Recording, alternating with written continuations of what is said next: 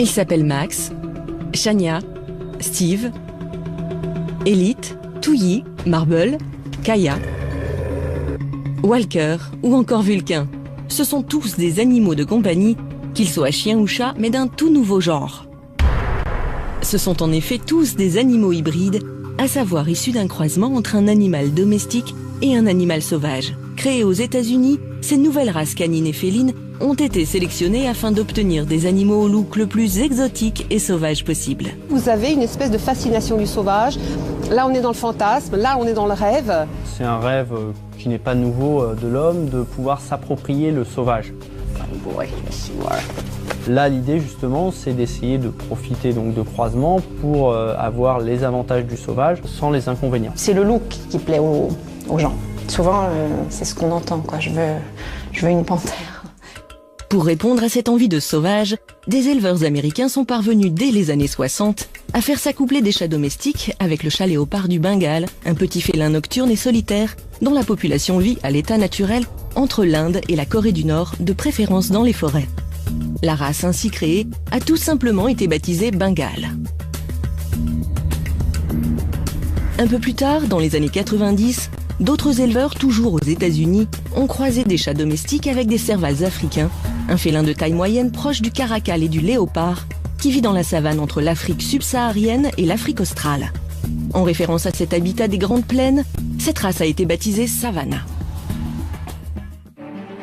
Cette recherche d'un look sauvage n'a pas épargné le monde canin. Pour obtenir des chiens d'un nouveau genre, les éleveurs ont croisé de véritables loups avec des chiens domestiques de type berger allemand ou husky pour donner naissance à des chiens loups, les wolf dogs américains.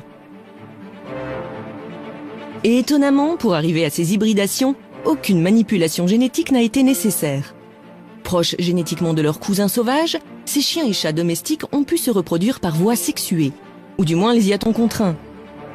Mais cette proximité autorise-t-elle à croiser entre elles des individus dont les lignées se sont séparées il y a des milliers, voire des millions d'années?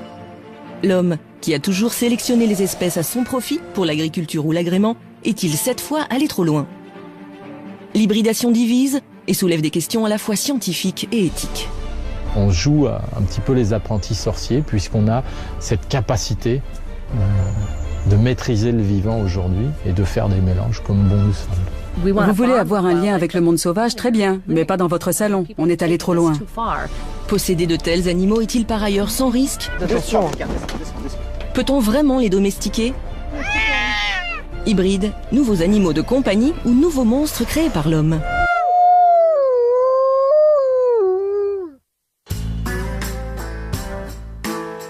Notre enquête commence aux États-Unis, là où les premiers chats hybrides ont vu le jour.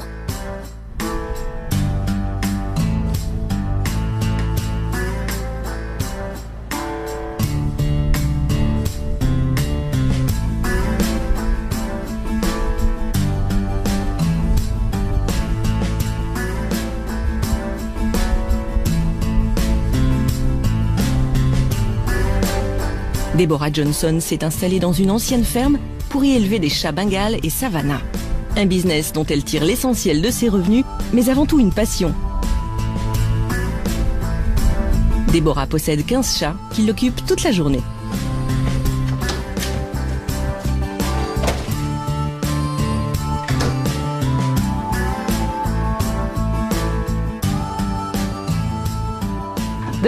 Ça, c'est mon mot égyptien, Isis. Elle est très très douce. On ne connaît toujours pas leur origine exacte, mais on en a retrouvé momifiés datant de l'Égypte antique. Ce sont des chats extrêmement intelligents. Et voilà mon chaton, Savannah. Elle a 15 semaines. C'est encore un bébé, mais ce sera ma prochaine femelle reproductrice. Ceux-là, ce sont des Devon Rex. Mais plus couramment, on parle d'eux comme de chats aliens aux pattes de singe, parce qu'ils sont capables d'ouvrir toutes sortes de choses, comme les Savannah. Ils ont quasiment des doigts humains.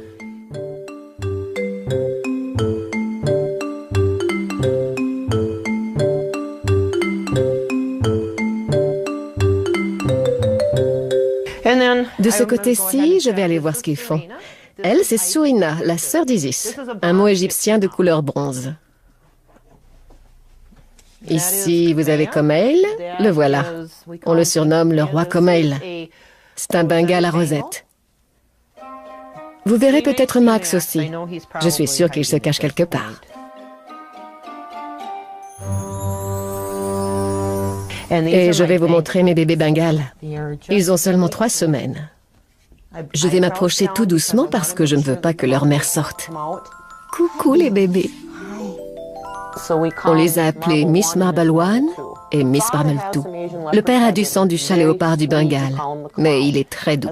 On le surnomme le clown. Il a une très grosse tête et une jolie robe tachetée. Voilà les bébés. Bonjour. Ce sont des bébés Bengale, des F3. La classification en F permet de déterminer la proximité des chats avec l'espèce sauvage d'origine. Un F1 est la première génération d'un croisement entre un félin sauvage et un chat domestique. Un animal F2 correspond à la seconde génération et ainsi de suite. Évidemment, plus on s'éloigne de l'animal sauvage originel, moins les traits physiques sauvages sont marqués et le prix varie en proportion. Plus les chats ont l'air sauvages car ils sont proches des félins, plus ils sont chers. Un Bengale de première génération atteint 4 500 €. Un chat de 5e génération coûtera seulement 1 500 €. Chez les Savannah, plus difficiles à hybrider, les prix peuvent grimper jusqu'à 25 000 € pour des chats de première génération.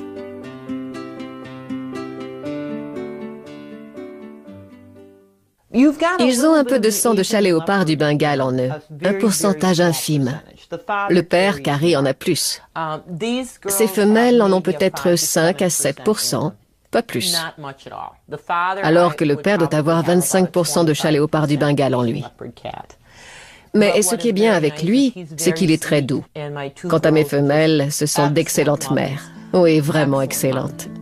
Marble One a donné naissance à 4 chatons. Une performance chez ces hybrides qui souffrent de nombreux problèmes reproductifs. Stérilité, naissance prématurée, portée d'un seul chaton, comme si la nature rappelait que ces croisements n'étaient pas tout à fait dans l'ordre des choses. Je m'en occupe tous les jours. Je les manipule tout le temps. Ils reconnaissent ma voix. Je trouve que c'est très important de les socialiser.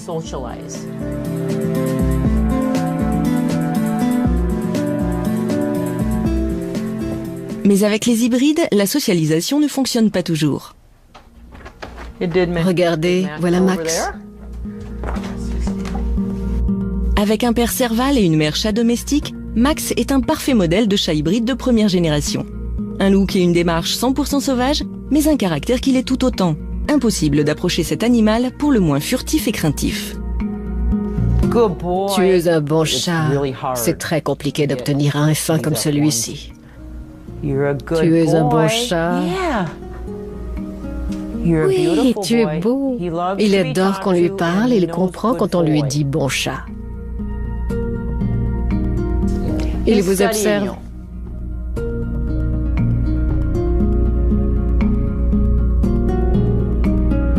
Pour l'acquérir, Debbie n'a pas hésité à débourser 23 000 $, sans aucune garantie de retour affectif sur investissement. Quand je l'ai eu, il avait 6 mois. On ne pouvait pas l'approcher. Il m'a fallu 2 ans pour le rassurer, pour lui faire comprendre que les humains ne lui voulaient pas de mal. Salut, Bibi. Celui-là, c'est un Savannah. Il est très athlétique, un peu comme le Bengale. Si le contact est plus facile avec les générations postérieures, on reste loin du gros minou qui ronronne sur les genoux. Hyperactifs et insatiables, les Savannahs sont les champions toutes catégories du saut en hauteur et autres performances acrobatiques. Une aptitude spécifique aux cervales qui sont capables d'effectuer de spectaculaires bonds pour attraper leur proie.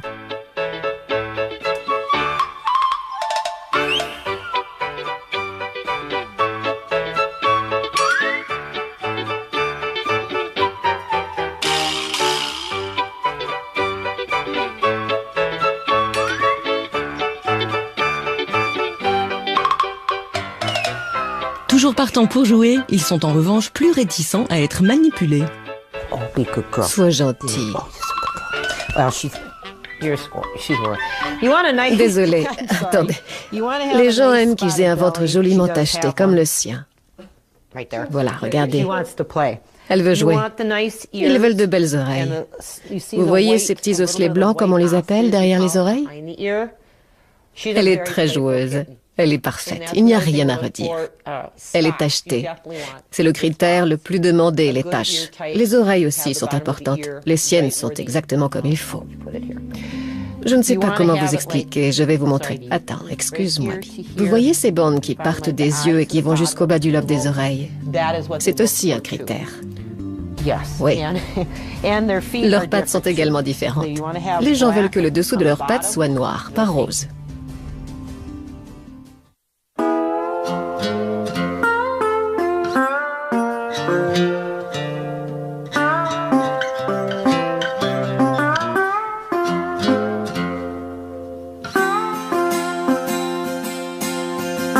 La passion de Deborah pour les félins n'a pas de limite.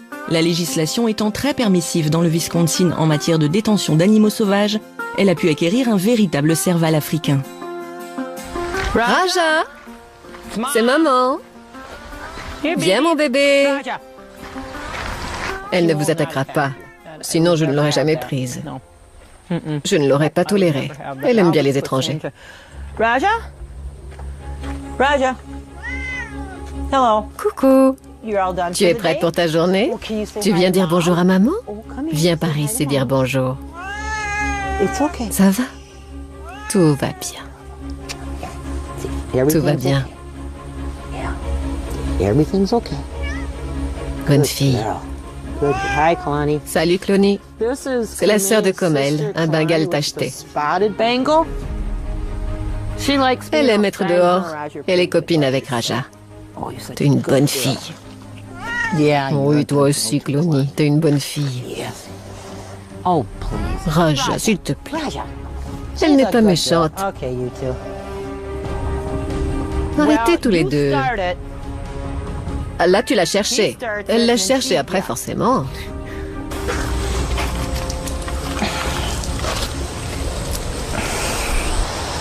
Raja, viens. Good girl. Bien, c'est bien. C'est la sœur de Comel, Clony. Voilà, je sais, elle t'embête. Très bien.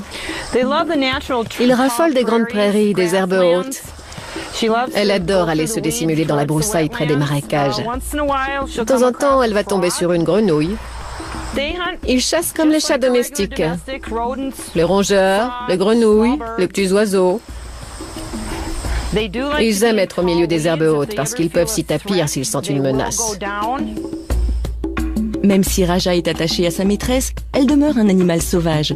Une promenade, même en laisse, se transforme toujours en une partie de cache-cache où Raja disparaît dans les hautes herbes, laissant le soin à sa maîtresse de la retrouver.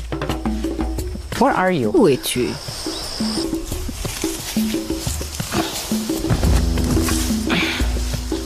Raja?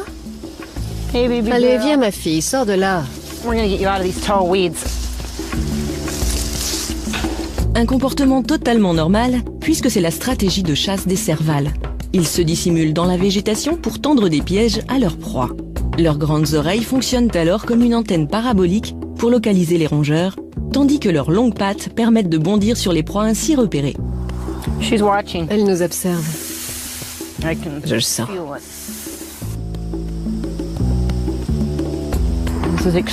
C'est extraordinairement rare d'avoir un animal pareil auprès de soi. Elle reconnaît très bien son nom, mais elle reste un animal sauvage. Je pense que si je la lâchais, elle n'irait pas bien loin, mais je ne veux pas prendre de risques.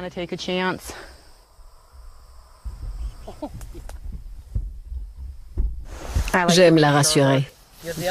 J'imagine que vous êtes la seule personne à avoir établi une telle relation avec elle. Oui. Et votre mari? Non. This is play. T'es une dure à cuire. Hein. Ça va, on a compris, t'énerve pas. Non, tout va bien. Le sifflement, c'est parce qu'elle vous a vu. Sinon, vous avez pu constater qu'elle me respecte. Les experts estiment qu'il y aurait près de 20 000 servals détenus en captivité sur le sol américain. Des félins sauvages maintenus en cage pour le simple plaisir de posséder un animal hors du commun ou pour servir à des programmes de reproduction qui peuvent se révéler très lucratifs. Mais un serval est-il vraiment à sa place, enfermé dans une cage de quelques mètres carrés? Ce qu'on voulait faire, c'était garder le caractère doux et la personnalité d'un animal domestique, mais en y apportant une touche exotique, comme ses oreilles, et surtout une intelligence supérieure. Et c'est ce qu'on a fait.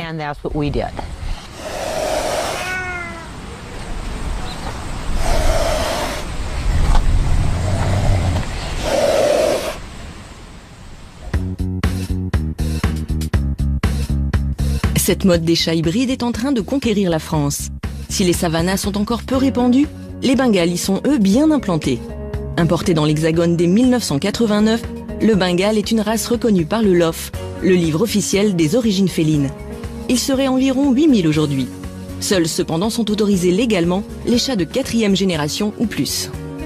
Agnès Guéraud s'est tellement éprise de cette nouvelle race qu'elle s'est lancée dans l'élevage il y a 4 ans, en plus de son travail. Une passion qui lui demande un fort investissement en temps, mais aussi en argent.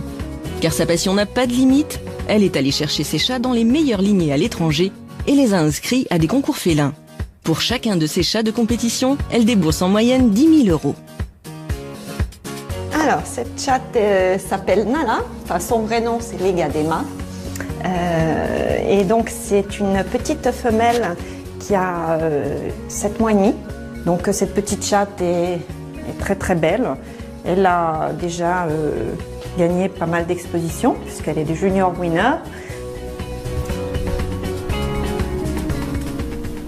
On les a fait venir des États-Unis. C'est le berceau de la race. Oh mon pépé, mon pépé. On peut passer des heures à le regarder, on ne s'en lasse pas. On rentre, parfois on se dit mais qu'est-ce qu'il est beau. Oh, oui. On rentre à la maison et on est surpris de les avoir à soi, quoi, de voir ces chats-là magnifiques. C'est toujours un plaisir. Je veux dire, après des années, je les regarde et ils me plaisent toujours. C'est une passion, quoi. Ils sont superbes. Superbe, certes. Et surtout plein de vie. Gare au bibelot et au mobilier fragile. Nala en pleine activité. C'est rien. Nala. Non.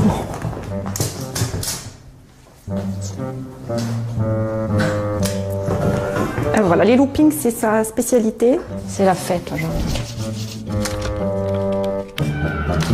Ouf. Donc, le canapé. Je préfère jouer que je l'attrape, hein, parce que ça... Pour Agnès, élever des Bengales est un hobby plus qu'un business. Son élevage lui coûte près de 11 000 € chaque année, entre nourriture et frais vétérinaires. Quant aux inscriptions aux concours internationaux, elles s'élèvent à plus de 10 000 € par chat.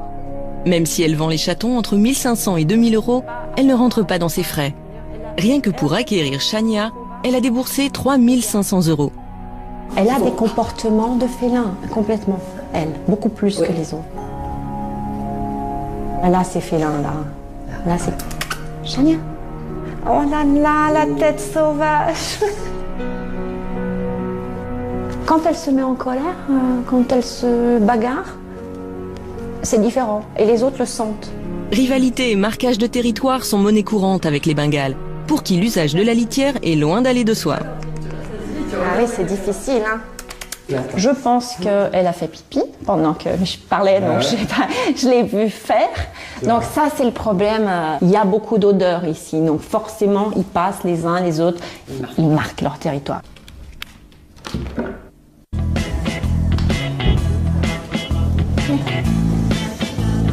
Impossible pour autant de les laisser gambader dans le jardin, là où le marquage de territoire serait moins incommodant. Les Bengales s'échappent volontiers et réintègrent rarement leur domicile une fois dans la nature. Bah oui. Ménage régulier, meubles à protéger, balades en laisse, ces chats demandent énormément d'attention, et ce, dès la naissance. Très important chez le Bengale, hein, la sociabilisation. Tout se joue pendant les 3 premiers mois, je veux dire. C'est le rôle de l'éleveur.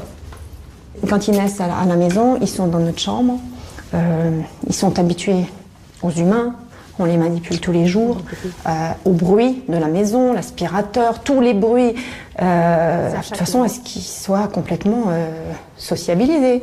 Et si ça a été mal fait, on ne récupère pas. Je vous montrerai un exemple de ma première chatte qui a été importée d'Allemagne. J'ai jamais récupéré, elle a 4 ans. Elle a peur, la pauvre. Donc ça c'est Darjeeling. Et donc qui est un petit peu sauvage. Alors elle est adorable, hein. Elle n'est pas du tout agressive, du tout. Elle a juste un peu peur. Viens Darji, viens Darji. Elle est très timide, ouais, elle est très timide. Viens ma chérie. Donc voilà, regardez, voyez, elle a peur. Un peu biche. Elle n'est pas rassurée, donc on ne les met pas. Donc je la prends peu parce qu'en fait je ne veux pas la mettre mal à l'aise. Donc elle est... Attends, mais elle est super copine avec Walker. Détruit. Tous les éleveurs ne consacrent pas autant de temps à leur portée de chatons cagnès. Parce que les Bengales sont à la mode, nombre d'éleveurs peu scrupuleux les produisent littéralement en série. Ils vendent alors des chatons qui ne seront jamais adaptés à la vie domestique. La situation devient donc ingérable.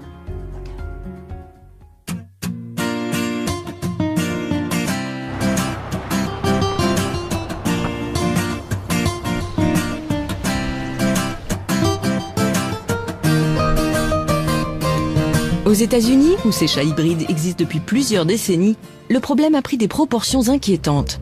Dans ce refuge pour félins, le Wildcat Sanctuary, accueillir ces chats abandonnés par leurs propriétaires est devenu un casse-tête quotidien. L'ambition de Tamitis, la fondatrice du refuge, était pourtant tout autre à la base. Elle souhaitait seulement recueillir les grands félins que leurs maîtres ne parvenaient plus à gérer ou à nourrir. Qu'il s'agisse de tigres,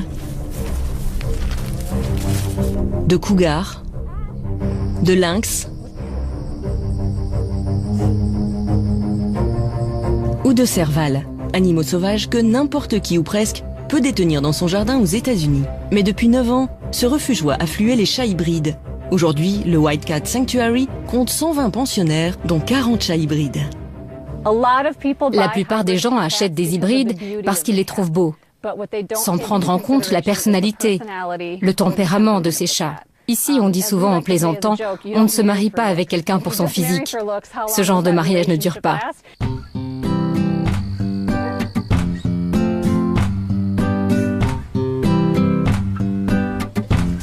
Alicia est l'une des soignantes. Elle connaît l'origine de tous les chats hybrides du refuge. Tous nos enclos sont équipés d'un sas de sécurité pour éviter que les animaux ne s'échappent. N'étant pas vaccinés contre la rage, nous ne sommes pas autorisés à entrer dans les cages. Celui-là, c'est Hilo ou Hilo. C'est un savannah de première génération. Un croisement entre un serval et un chat domestique. Il s'entend plutôt bien avec les autres chats, mais il peut être sournois parfois, ce qui fait que je l'ai toujours à l'œil.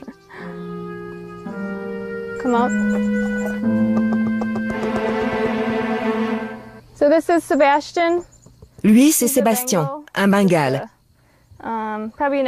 C'est probablement un F3, voire un F4. Le plus souvent, on ne leur trouve pas de famille adoptive parce qu'ils font leurs besoins en dehors de leur litière, ou encore parce qu'ils sont agressifs avec les autres chats.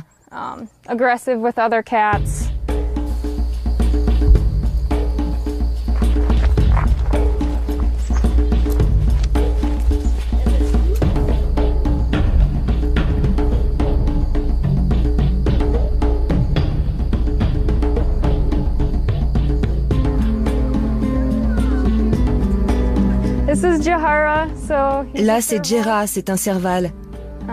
Il appartenait à un particulier dans le Wisconsin. Sa propriétaire avait aussi des Bengales, donc on suppose que son plan à l'origine était d'élever des savannas de première génération pour les vendre.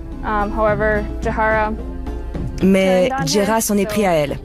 Au début, il se montrait plutôt amical avec sa maîtresse, elle rentrait même dans sa cage, mais au fil du temps, il est devenu de plus en plus agressif envers elle et il s'est mis à l'attaquer.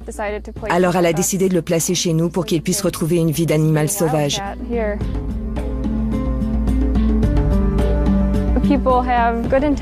Au départ, les gens sont pleins de bonnes intentions. Ils aiment leurs animaux. Dans leur tête, ils sont convaincus de bien agir. Ils ont le sentiment d'être aimés de leur chat et pensent qu'il suffit de bien s'en occuper pour qu'un chat soit heureux. Ce n'est pas forcément le cas.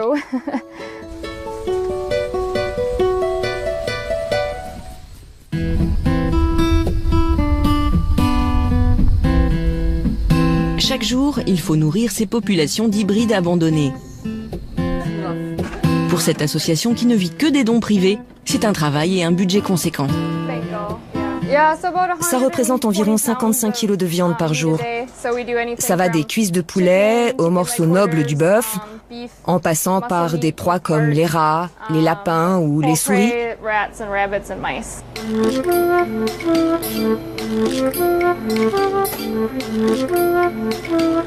Ce seau, c'est pour les hybrides. Ils ont des gamelles individuelles ou pour deux. Comme ils ont tous un régime alimentaire spécifique, chaque matin, il faut préparer les différents menus de la journée.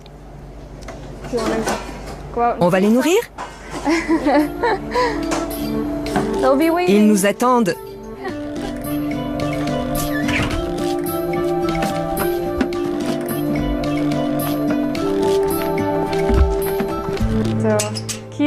Kisa est une F1. Elle adore le poulet. Elle va revenir. Elle est sauvage. Vous voyez nourrir un chat comme ça chez vous? Cette jeune Savannah est indomptable. Très agressive vis-à-vis des autres chats de l'enclos quand il s'agit de manger, elle doit être nourrie la première et se cache des regards pour engloutir ses rations quotidiennes. Son voisin n'est guère plus partageur. Celui-là, on est obligé de le mettre dans une cage à part pour le nourrir parce que si on ne faisait pas ça, il volerait la nourriture de tous les autres. J'ouvre la trappe, il s'avance, je referme, celle-là est un peu rouillée. Ensuite, je la coince avec un bâton parce qu'il serait encore capable de la soulever et de se faufiler. Autre type d'hybride moins répandu, ce chat de jungle est issu du croisement entre un chat domestique et un chausson, un félin dont la population vit entre l'Égypte et l'Asie du Sud-Est. 2 fois plus gros qu'un chat domestique, ce félin est en voie d'extinction dans certaines régions du monde.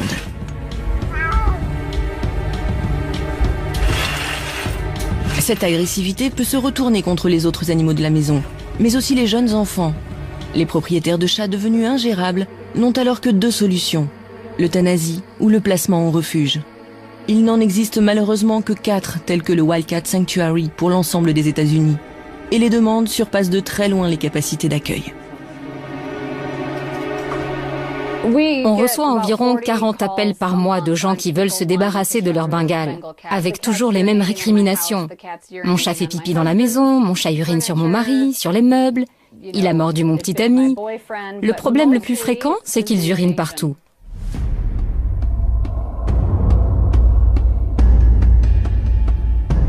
La solution, c'est d'arrêter de produire de nouveaux hybrides de chats sauvages.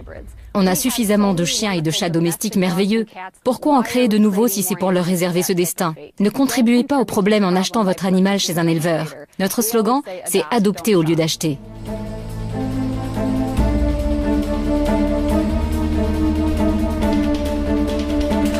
Les refuges américains ne sont pas les seuls à tirer la sonnette d'alarme.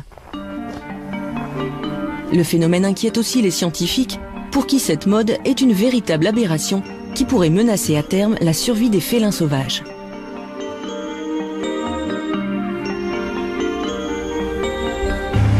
Bonjour. Grégory Breton, qui parcourt le monde pour recenser les espèces félines dans leur milieu naturel, travaille en étroite collaboration avec les douanes qui lui remettent régulièrement des individus issus du trafic d'animaux sauvages.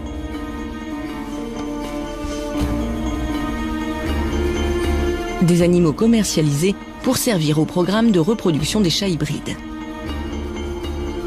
Alors actuellement ici dans notre parc, là, le parc des félins, on a 5 chats léopards du Bengale adultes et il y en a 3 qui sont ici saisis de douane ou qui ont été confiés parce que des éleveurs n'en voulaient plus.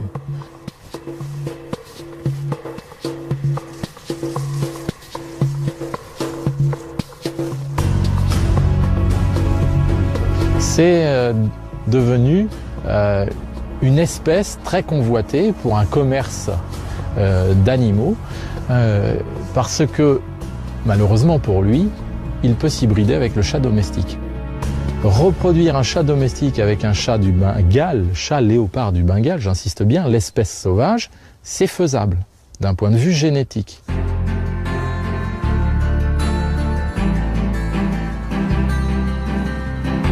Parce qu'ils sont génétiquement proches, les félins peuvent s'accoupler et avoir des petits.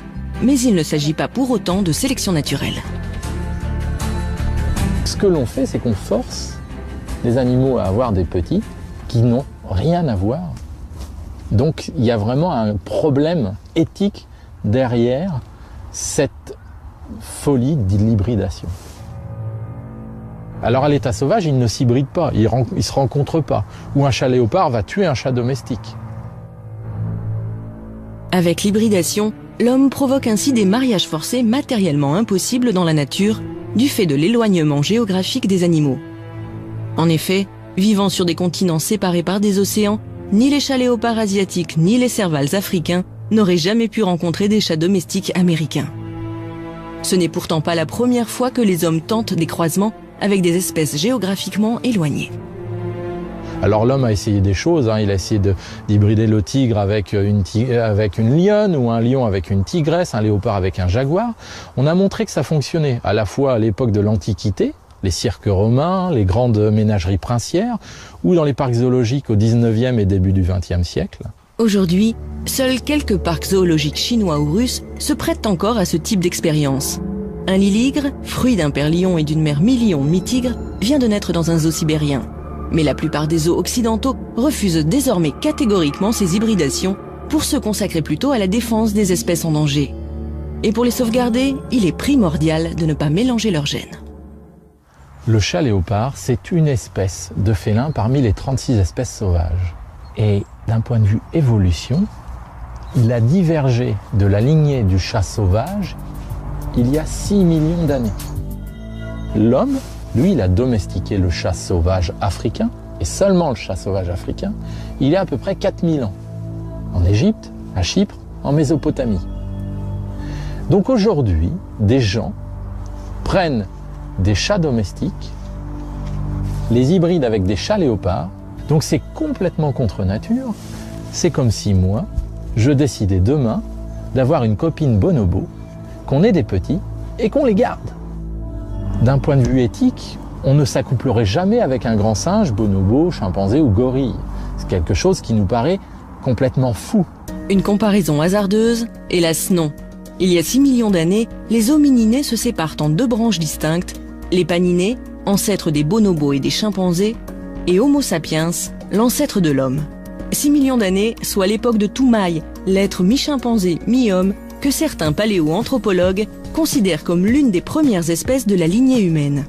Il y a 6 millions d'années également, les félidés se séparent en 2 lignées distinctes. Celle du chat léopard, dont est issu le chat léopard du Bengale, et celle du chat sauvage, l'ancêtre du chat domestique. Quant au serval, il a commencé à évoluer en une lignée distincte il y a 8 millions et demi d'années.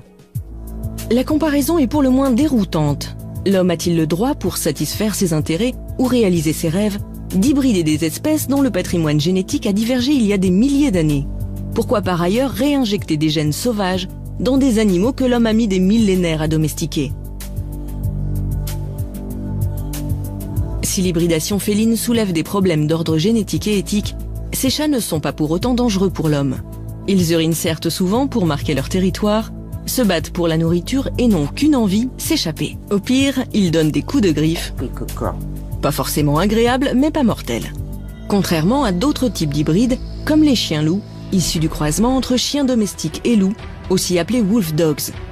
Avec cette nouvelle race, on a fait du meilleur ami de l'homme, le classique chien domestique, obéissant et soumis à son maître, une machine à tuer potentielle. Cette mode de prendre un animal sauvage ou un hybride comme animal domestique ne date pas d'hier. On a commencé à en entendre parler à la fin des années 80 dans le Minnesota, quand on a vu des enfants se faire tuer et de façon répétée. Évidemment, un chien aussi, ça peut vous mordre, mais là, il s'agissait d'un autre type de comportement. Ces enfants étaient tués, pas simplement mordus. Ce chien-loup était une bombe à retardement. Le chien semblait docile d'après la famille du jeune garçon. Les chiens-loups racés sont capables de tuer. Malheureusement, on parle là d'animaux à l'instinct de loup dans un corps de chien. Des animaux qui n'ont pas leur place au milieu des humains dans un cadre domestique. Certains États comme Hawaï ont fermement réagi à ces attaques en interdisant purement et simplement les hybrides. Dans d'autres États comme l'Indiana, posséder un wolfdog n'est soumis à aucune réglementation. La loi américaine est un véritable patchwork au niveau national. Comment réguler une population de chiens-loups qui a atteint, d'après le ministère de l'Agriculture, 300 000 individus? L'éradication pure et simple de ces animaux n'est pas la solution, car il y a wolfdog et wolfdog. Quand on croise un chien avec un loup, on ne sait jamais quelle proportion de l'un ou de l'autre va l'emporter. Au moment de la division cellulaire, il est impossible de prédire quelle part du patrimoine génétique de chaque parent va être transmise à l'individu. Au niveau comportemental, ça va engendrer un sacré bazar. Dans cette loterie génétique, le meilleur comme le pire peut surgir. Dans certains cas, ces croisements donnent naissance à ce que les Américains appellent des low contents, des chiens-loups contenant très peu de gènes lupines.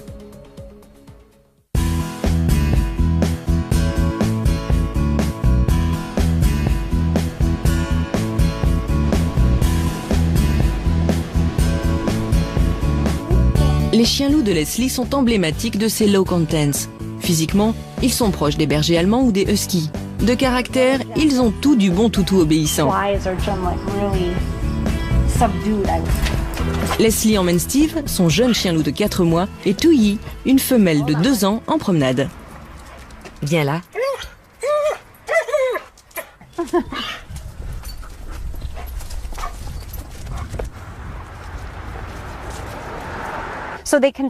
Ils ont dans leur patrimoine génétique des gènes de loup sauvage, de loup gris, de loup roux, de loup argenté ou autre loup du même genre.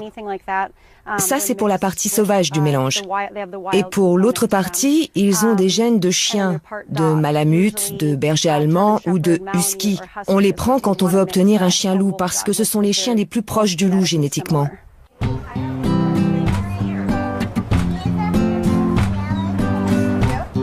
Ils vont revoir Kaya, une femelle que Teresa, une amie de Leslie, a adoptée. Elle, c'est Kaya. Coucou Kaya. Kaya faisait auparavant partie de la même meute.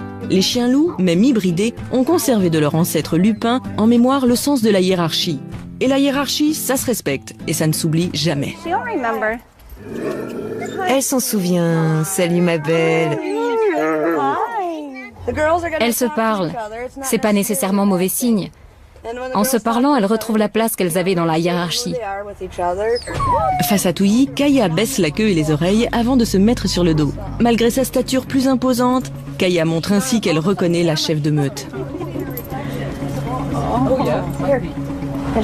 C'était la femelle de sa meute. C'est ce qu'elle est en train de signifier à Kaya. Que c'est elle la femelle dominante et Kaya l'accepte encore parce qu'elle est plus jeune.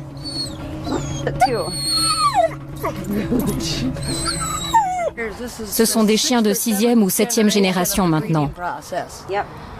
La première génération est à 50% loup et ensuite on croise les chiens entre eux. Ça donne des animaux qui, tout en gardant des caractéristiques du loup, sont beaucoup plus chaleureux avec les humains et pas agressifs. Chez elle, vous retrouverez le museau allongé et un peu pointu, les canines plus grandes et plus incurvées. Elle a les mêmes oreilles plus courtes et moins poilues. Ça évite que les insectes s'y nichent. Sa fourrure est constituée de plusieurs couches. Elle a un poil de couverture long et en dessous, vous pouvez le voir ici, on l'a tendue pour l'été. Elle a un duvet laineux pour l'hiver. C'est une espèce de laine de mouton recouverte d'un manteau doux. Ensuite, les pattes. Elles sont plus fortes que celles d'un chien, avec des pieds plus lourds. Le loup gris doit pouvoir traverser la toundra. Qu'une surface soit marécageuse ou enneigée, ils doivent pouvoir se déplacer dedans. Leurs pieds sont larges et allongés. Ils sont immenses en fait. Ça leur fait comme des raquettes. Pour les puristes, il n'existe qu'un seul et vrai wolfdog, le high content. Des chiens-loups contenant un fort pourcentage de sang loup. De son ancêtre lupin, le wolfdog doit non seulement avoir l'apparence physique, mais aussi le caractère. Tiens, viens. Voilà. Mike fait partie de ces passionnés qui ne supportent pas l'approximation. Par fascination pour cette race, il est allé chercher son chien loup aux États-Unis, dans les élevages les plus réputés, alors qu'il vit en Belgique. Il a refusé de nous communiquer son prix d'achat et nous donne rendez-vous dans un lieu qu'il n'a pas souhaité préciser. C'est un animal qui est apprivoisé, mais ce n'est pas un animal domestique au sens du terme. Un animal domestique n'a plus d'instinct. Mike a choisi de garder l'anonymat pour des raisons qui lui sont propres. Je tiens à garder ma tranquillité. Beaucoup de personnes de la communauté des Wolf Dogs sont extrêmement jalouses et je tiens à préserver absolument la sécurité et la tranquillité de Vulcain contre toutes ces personnes malveillantes. Recule, parce que si... Non. Là, il a vu la viande. On va couper. Allez, viens. Descends, c'est fini. Allez. Tu es allé chercher aux États-Unis. On peut un peu voir. On va le faire descendre? Ouais. Viens, Vulcain. Allez, on y va. Tu veux que je le tienne? Attends, va doucement parce que... Ouais, tu le prends? Hop. Pour que Vulcain s'habitue progressivement à notre présence, nous commençons par une balade en forêt où le chien loup se sent dans son élément. Il doit nous accepter comme faisant partie de la meute. Cédric, l'ami qui a aidé Mike à l'apprivoiser, est là pour nous décrypter son comportement et agir en fonction. En fait, c'est des animaux qui sont des véritables éponges, ils vont refléter notre comportement. Si nous on est amical avec vous, il va être amical ou neutre. Par contre, si on veut pas de vous, ça va être autre chose. La promenade est rythmée par les arrêts de Vulcain, dont les instincts de chasseur sont toujours à l'affût. Ah oui, là il y a des poules. Pour détourner son attention, une méthode radicale. Lui donner des morceaux de viande émiettés. Mike en a toujours plein les poches. Il faut récompenser Vulcain pour sa bonne conduite à cadence très régulière, environ toutes les 2 minutes. Mais parfois, la viande ne suffit pas à calmer les ardeurs du chien loup, génétiquement programmé pour chasser. Tiens, saute. Il laisse le chien, viens. Viens, tu restes. Viens, Vulcain, tu restes. Tu restes là. Allez, viens. Viens. Allez, viens. Viens, Vulcain, doucement. Allez, viens, doucement. Il est pas content, il aime pas beaucoup les chiens. Non, mais vous inquiétez pas, c'est pas sur vous. C'est le chien qui lui plaît pas, c'est tout. Allez, viens. Laisse le chien. Allez, on y va. Allez, Vulcain. Il y a des choses plus intéressantes à faire qu'à poursuivre un chien, franchement. Allez, viens. Et c'est un animal qui est très joueur aussi, donc la personne qui désire un Wolf Dog, faut qu'elle se dise que pas de vie d'appartement à pas bouger. Et par contre, si la personne aime sortir, aime bouger, tout ça, alors là, c'est le paradis parce que c'est un animal, on peut l'emmener partout, on peut faire par tous les temps, neige, froid, tout ça. À moins 15, vous le sortez sans problème. Hein. Et plus vous le sortez, plus vous êtes reconnaissant, plus les relations s'améliorent. On remonte? Allez, hop là. Mike avoue parcourir jusqu'à 15 km par jour avec Vulcain pour qu'il se défoule. Au programme, jeu de balle. Hop là. C'est bien, Vulcain.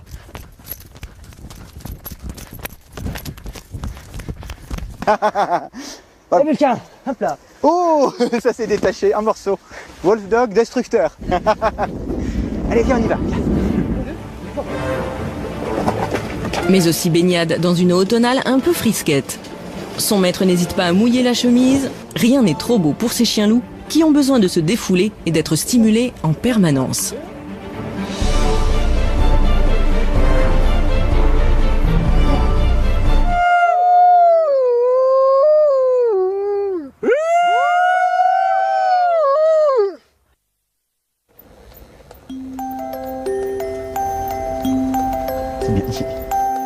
L'exercice se complique quand Mike décide de poursuivre la promenade en ville, un milieu plutôt hostile pour Vulcain. Avec toutes les précautions nécessaires, on évite soigneusement les passants.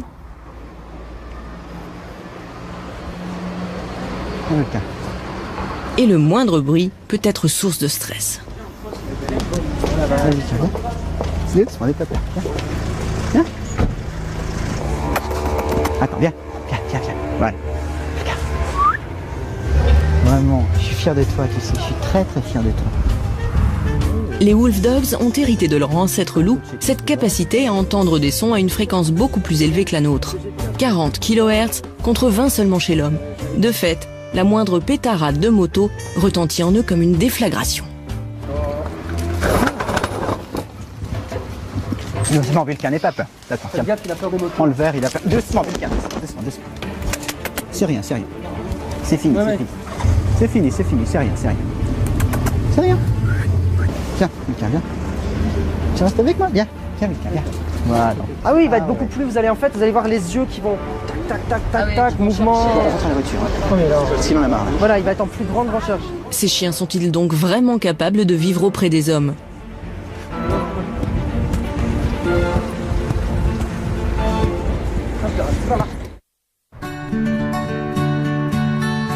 Pour Peggy Callahan, qui étudie le comportement des loups en captivité au Wildlife Science Center, ces hybridations sont en totale contradiction avec la nature même des loups.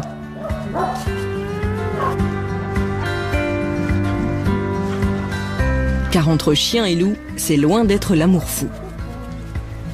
Le comportement naturel du chien consiste à nous défendre. C'est pour ça qu'on les a dressés historiquement, pour nous protéger des loups. Mais cette clôture modifie le comportement des chiens. Enlevez-la et les chiens auront vite fait de partir. Là, ils parlent, ils discutent. Tout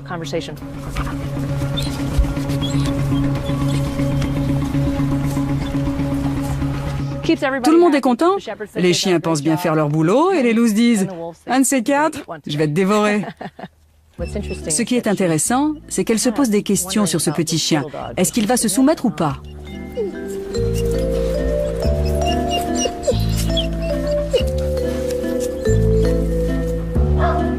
Alors forcément, quand on croise ses frères ennemis, le cocktail est détonnant. Non. Reste ici. Venez avec moi. Salut. Non. Toi, tu restes là.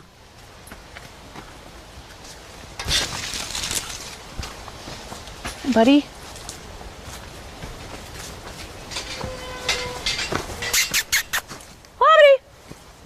Hi guys. Salut vous. Venez par ici. Hi. Coucou. What's up? Ça va? Salut toi. Come here. Viens. Hi. Bonjour. Good boy. Come here. C'est bien. Approche-toi.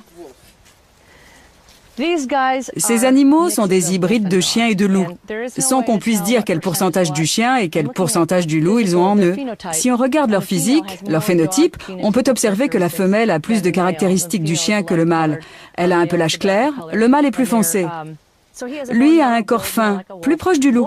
Il n'empêche que tous les deux ont tué des chiens alors qu'ils étaient encore très jeunes. Ça, c'est un comportement de loup. Elle avait 4 mois quand elle a tué un chien. Vous imaginez? Un chiot qui tue un chien. C'était un petit chien, mais quand même. Lui avait 6 mois quand il a tué un chien qui jusque-là était son copain. Il connaissait ce chien et pourtant un jour, il l'a tué.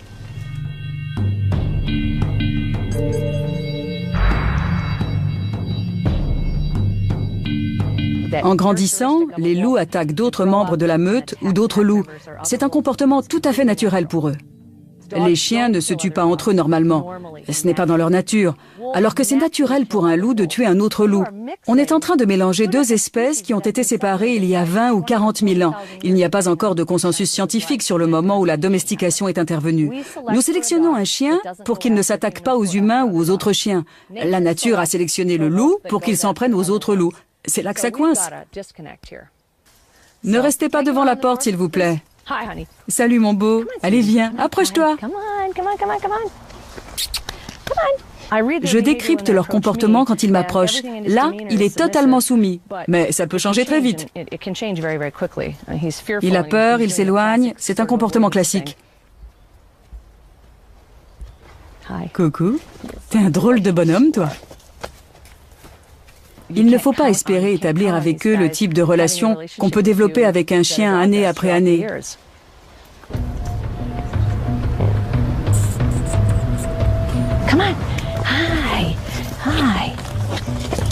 Il a de sacrées canines. Elles sont longues. Elles vont jusqu'à sa lèvre inférieure. C'est bien. Elle est extrêmement agressive, pas avec les gens, mais avec les autres animaux. C'est dans son tempérament.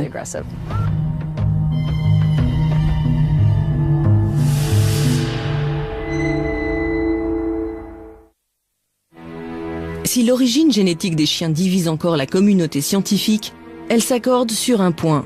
Le chien est la première espèce à avoir été domestiquée par l'homme avant même l'apparition de l'agriculture. En croisant un loup et un chien, c'est un peu comme si les hommes d'aujourd'hui recommençaient le lent travail de sélection entrepris par leurs ancêtres du Paléolithique supérieur. Certaines populations de loups se seraient différenciées en fait pour se rapprocher des campements humains et profiter de tout ce qui était déchets. De ce fait, il y aurait une sorte de phénomène d'autodomestication, c'est-à-dire qu'effectivement les loups les moins craintifs vis-à-vis de l'homme étaient ceux qui pouvaient récupérer le plus de nourriture. Puis donc en fait, on a eu dans un premier temps effectivement une sélection sur ce degré de sociabilité vis-à-vis de l'homme. Seuls les animaux qui acceptaient le contact avec les humains ont donc pu être domestiqués. Les autres, bien plus nombreux, ont toujours refusé de se soumettre à l'homme. Ni les chats du Bengale, ni les servals, ni les loups n'ont jamais accepté de vivre avec les hommes.